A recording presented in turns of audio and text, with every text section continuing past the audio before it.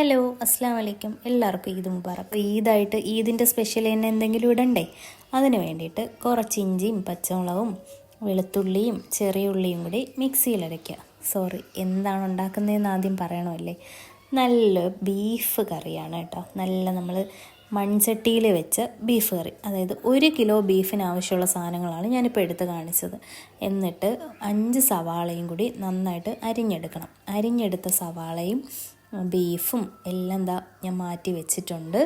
എന്നിട്ട് കുക്കറിൽ കുറച്ച് എണ്ണ ഒഴിച്ചിട്ട്, വളരെ കുറച്ച് എണ്ണ മാത്രം ഒഴിച്ചാൽ മതി. കുറച്ച് എണ്ണ ഒഴിച്ചിട്ട് അതിലോട്ട് നമ്മുടെ ഈ കഴുകി വെച്ചേക്കുന്ന ബീഫ് എടുത്ത് അതിലോട്ട് കുറേശ്ശെ എടുത്ത് ഇട്ട് കൊടുക്കണം. ചട്ടിയിൽ ബീഫ് വെക്കുന്നു എന്ന് പറഞ്ഞിട്ട് പിന്നെ ഈ കുക്കറിൻ്റെ പ്രസക്തി എന്താണെന്നല്ലേ എല്ലാവരും നോക്കണം. വേറൊന്നുമല്ല, എല്ലാവർക്കും അറിയാമല്ലോ, ബീഫ് നല്ല വേവുള്ളതാണ്. അപ്പോൾ നമുക്ക് ഗ്യാസ് അടുപ്പിൽ വേവിക്കാൻ ഇത്തിരി ബുദ്ധിമുട്ടാണ്. അതുകൊണ്ട് കുക്കറിലിട്ട് വേവിച്ചിട്ട് നമുക്കത് എടുത്ത് കറിയാക്കുന്ന സമയത്ത് മൺചട്ടിയിലോട്ട് ഇടാൻ വെച്ചാൽ ഞങ്ങൾ ഇങ്ങനെയാണ് ഉണ്ടാക്കുന്നത്. എന്നിട്ട് നമ്മൾ ചതച്ച് വെച്ചേക്കുന്നതെല്ലാം കൂടി ഈ ബീഫിലോട്ട് ഇട്ടിട്ട് കുറച്ച് മഞ്ഞൾപ്പൊടിയും കുറച്ച് ഉപ്പും മാത്രം ഇട്ടിട്ട് അതൊന്ന് നന്നായിട്ട് മിക്സ് ചെയ്ത് വെച്ചിട്ട് അടച്ച് നന്നായിട്ട് വേവിക്കണം. ഒരു 4-5 വിസിൽ കേൾക്കുന്നവർ, അതായത് അത് നമ്മുടെ ഓരോരുത്തരുടെ ഇറച്ചിയുടെ പാകം അനുസരിച്ചാണ്. ചിലർക്ക് നന്നായിട്ട് വേവുന്ന ഇഷ്ടമായിരിക്കും, ചിലർക്ക് വേവുന്നത് ഇഷ്ടം ഉണ്ടാവില്ല. ചിലർക്ക് നല്ല പഞ്ഞിയായിട്ടിരിക്കണം, ചിലർക്ക്, ഞങ്ങളുടെ ഇവിടെ അധികം ആർക്കും അങ്ങനെ ഒരുപാട് പഞ്ഞിയായിട്ടിരിക്കുന്ന ഇഷ്ടമല്ല. എന്നിട്ട് അപ്പം നമ്മളൊരു 5 വിസിലൊക്കെ കേൾപ്പിക്കാറുള്ളൂ. എന്നിട്ട് ഒരു 2 അല്ലെങ്കിൽ 3 തക്കാളി എടുക്കുക. അതൊന്ന് അരിഞ്ഞെടുത്തിട്ട് നമ്മൾ മൺചട്ടി എടുത്ത് അടുപ്പിലോട്ട് വെച്ചിട്ട്, ഇത് വേവുന്ന ടൈമിൽ മൺചട്ടി എടുത്ത് അടുപ്പിലോട്ട് വെച്ചിട്ട് അതൊന്ന് ചൂടാവുമ്പോൾ അതിലോട്ട് കുറച്ച് വെളിച്ചെണ്ണ ഒഴിച്ചു കൊടുക്കും. ഇറച്ചി ഉണ്ടാക്കുമ്പോൾ മാക്സിമം വെളിച്ചെണ്ണ യൂസ് ചെയ്യുന്നതാണ് ഏറ്റവും ബെറ്റർ ആയിട്ടുള്ള ഓപ്ഷൻ. കാരണം അത് വെളിച്ചെണ്ണയാകുമ്പോൾ ഒരു പ്രത്യേക ടേസ്റ്റ് വരും അതിന്. എന്നിട്ട് ആ വെളിച്ചെണ്ണ ചൂടായി വരുമ്പോൾ അതിലോട്ട് കുറച്ച് കറിവേപ്പില ഇട്ട് കൊടുത്ത് കറിവേപ്പില ഒന്ന് പൊട്ടിച്ചെടുക്കണം. നമുക്കിതിൽ ഉലുവ ആവശ്യമാണെങ്കിൽ ഉലുവയും കൂടെ പൊട്ടിച്ചിടുന്നത് നല്ലതായിരിക്കും. പക്ഷേ നമുക്കിവിടെ വീട്ടിൽ ആർക്കും ഉലുവ ഇഷ്ടമല്ലാത്തതുകൊണ്ട്, ഉലുവയുടെ ഒരു അതിപ്രസരം ആർക്കും ഇഷ്ടമല്ലാത്തത് കൊണ്ടാണ് ഞാനത് ഇടാത്തത്. കാരണം അതൊരു ചുവയ്ക്കും. പക്ഷേ എനിക്ക് ഉലുവ ഇടുന്നത് ഇഷ്ടമാണ്. എന്നിട്ട് അതിലോട്ട് നമുക്ക് ആവശ്യമായിട്ടുള്ള പട്ട, ഗ്രാമ്പൂ, അങ്ങനത്തെ കുറച്ച് സാധനങ്ങളുണ്ടല്ലോ, അതെല്ലാം ഇടുക. പിന്നെ നമ്മൾ ഈ മാറ്റി അരിഞ്ഞു വെച്ചേക്കുന്ന സവാള ഇട്ട് നന്നായിട്ട് വഴറ്റി കൊടുക്കണം. എത്രത്തോളം വഴണ്ടി വരുന്നത് അതാണ് ഈ കറിയുടെ ഏറ്റവും ടേസ്റ്റ് കൂട്ടുന്നത്. കാരണം സവാളയാണ് ഇതിൻ്റെ ഏറ്റവും ടേസ്റ്റ്, അറിയാലോ ബീഫിൻ്റെ. സവാള നല്ലോണം വഴറ്റിയെടുക്കാൻ വേണ്ടിയിട്ട് കുറച്ച് ഉപ്പ് ആഡ് ചെയ്ത് കൊടുത്തു കഴിഞ്ഞാൽ പെട്ടെന്ന് വഴണ്ടി വരും.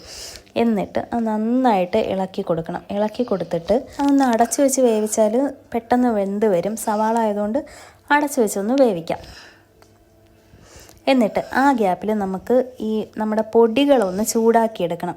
അതിന് വേണ്ടിയിട്ട് കുറച്ച് ഒരു 1/2 ടീസ്പൂൺ മഞ്ഞൾപ്പൊടി, പിന്നെ നമ്മുടെ എരിവിന് ആവശ്യമുള്ള മുളക് പൊടി, പിന്നെ ഒരു 2 ടീസ്പൂൺ മല്ലിപ്പൊടി. നമുക്കിവിടെ മല്ലിപ്പൊടി അധികം ആർക്കും ഇഷ്ടമല്ല, അതുകൊണ്ടാണ് 2 ടീസ്പൂൺ മാത്രം ഇടുന്നത്. പിന്നെ കുറച്ച് പെരുംജീരകം. ഇത് ഇത്രയും എടുത്ത് ഒന്ന് ചൂടാക്കിയെടുക്കണം.